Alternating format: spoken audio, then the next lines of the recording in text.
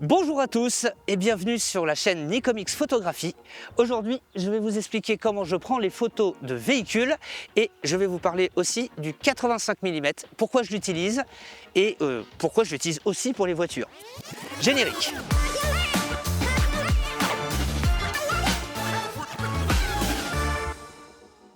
Les angles de vue pour un véhicule, peu importe le véhicule d'ailleurs, eh ben c'est pas compliqué. Moi je fais du 3/4 avant, 3/4 arrière, face droite, face gauche, l'avant et l'arrière, plus quelques petites photos détails. Ça c'est pas une obligation, mais c'est toujours plutôt sympa. Commençons à prendre la photo en 3/4 avant. Donc je commence par le 3/4 avant. Alors, comme je le disais, je le fais au 85 mm. Problème du 85 mm, c'est qu'il zoome énormément. Du coup, je suis obligé de reculer. Voilà, là, je suis pas mal. Alors donc, j'essaie de m'arranger pour être bien placé et on va passer à la face avant. C'est parti. La face avant. Alors moi, ce que j'aime bien, c'est pas être trop en hauteur comme ça. Ça fait un peu bizarre. Je préfère me mettre légèrement accroupi pour être bien en face du véhicule. Et voilà ce que ça donne. Passons sur le côté. Sur le côté, généralement, j'essaie de me mettre à peu près à hauteur du véhicule. Bon, on est un tout petit peu à contre-jour, mais ça peut rendre quand même pas mal. Voici la photo. Ouais, c'est pas mal. C'est pas mal. On passe à l'arrière. Pour la face arrière, je fais comme pour la face avant.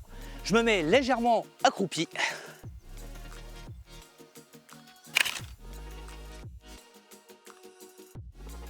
Alors, j'ai oublié de préciser quelque chose d'important. Bien sûr, faut que, pour faire une belle photo de véhicule, avoir le décor qui va bien. Et le long du canal du Loing à Nargy, franchement, c'est super beau. Surtout avec cette météo. Passons au 3/4 arrière. Le 3/4 arrière, comme le 3/4 avant, je reste à peu près à hauteur et c'est parti. Voilà la photo, franchement, c'est joli, même si on a un léger contre-jour, mais ça se rectifie toujours avec Lightroom. On va passer sur l'autre côté et après, je ferai les détails. C'est-à-dire, je prendrai des petits détails de la voiture. Allons sur le côté. Pour ce côté, je fais exactement la même chose que de l'autre côté. Sauf que, étant donné qu'on n'a pas du tout le même décor derrière et ni la même luminosité, parce que là, pour le coup, on est plein soleil, ça rend pas du tout de la même manière et ça fait toujours une photo de plus très sympa.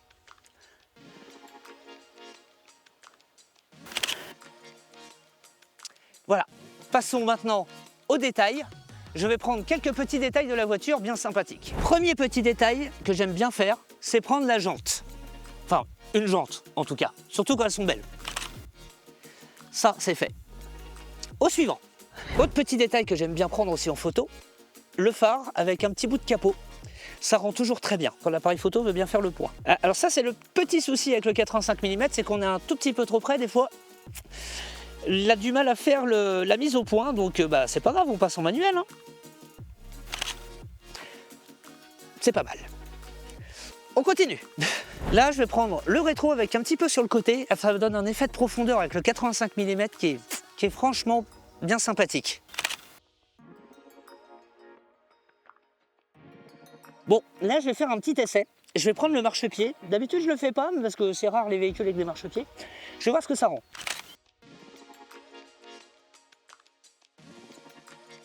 On continue.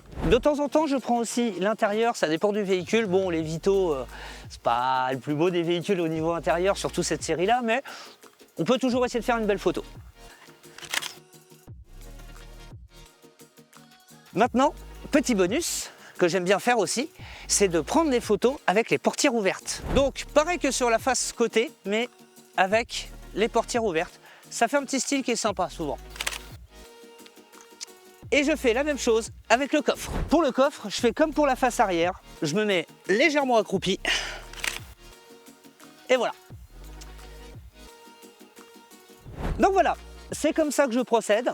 Moi, c'est à ma manière. Moi, je trouve que les photos rendent bien. N'hésitez pas à me le dire en commentaire ce que vous en pensez d'ailleurs. Et puis, n'hésitez pas au passage à liker la vidéo, à vous abonner. Hein. Il y aura d'autres vidéos qui vont arriver assez vite. À propos du 85 mm, pourquoi je prends le 85 mm déjà pour les véhicules? Parce que tout simplement, je trouve que l'effet de profondeur de champ est quand même très bonne. Et ça rend, moi je trouve que ça rend super bien. Ça fait vraiment un effet super sympa. Deuxièmement, parce que là, je suis en plein format sur l'appareil et que du coup, j'ai la qualité au top.